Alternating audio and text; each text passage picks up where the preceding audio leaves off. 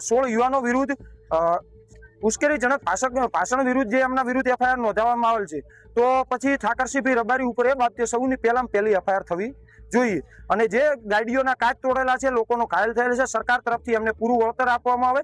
અને જો અમારું માંગો પૂરી નહીં કરવામાં આવે તો 31 તારીખનો નરેન્દ્ર મોદીના કાર્યક્રમમાં કોઈ પણ બસ અહીંયા વાવ થરાદ હોય, બનાસકાંઠા હોય, પાટણ જિલ્લો હોય, ચૌધરીના ગામમાં નહીં નીકળે.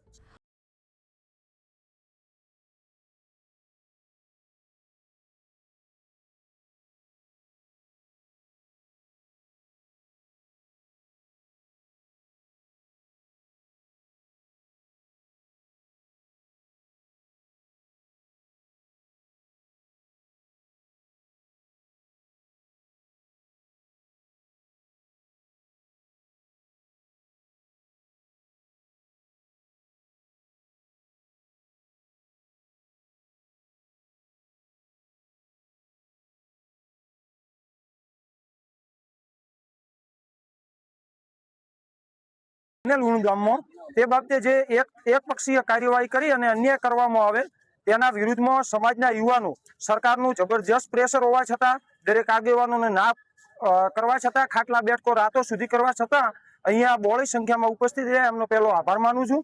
અને બીજી વાત કે જે કહેવાનો મતલબ કે પોલીસ અધિકારી KB દેસાઈએ જે ખોટી રીતે એક પક્ષીય કાર્યવાહી કરીને શંકાસ્પદ ભૂમિકા જણાય છે, તો તેમને તાત્કાલિક સસ્પેન્ડ કરી દેવા જોઈએ. કેમ કે એ ત્યાં જે પુરાવા છે તેમના વિરુદ્ધમાં અત્યારમાં હજી તો 5 દિવસ ગયા છે, હજી એમને કરવામાં નહીં આવે, CCTV બીજા હશે ડિલીટ કરાવી દેશે અને એમને આગળ તપાસ કરવી જોઈએ. સમાજના યુવાનો કોઈ પણ હથિયાર લઈને ગયેલા નથી. કોઈ સામેવાળાના પક્ષમાં કોઈને માથામાં કાંકરી પણ લાગી નથી. તેમ છતાં 307 જેવી જે ગંભીર કલમો લગાવવામાં આવી છે એમને તાત્કાલિક અસરથી દૂર કરવામાં આવે.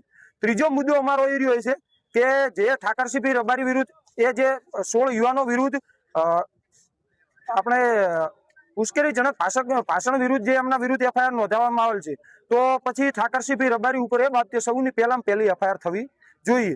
અને જે ગાડીઓના કાચ તોડેલા છે, લોકોનો ઘાયલ થયેલ છે, સરકાર તરફથી એમને પૂરું વળતર આપવામાં આવે. કેમ કે એ ગાડીઓના કાચ સરકાર પોલીસ પ્રશાસનના પોલીસ અધિકારીઓએ જ તોડેલા છે.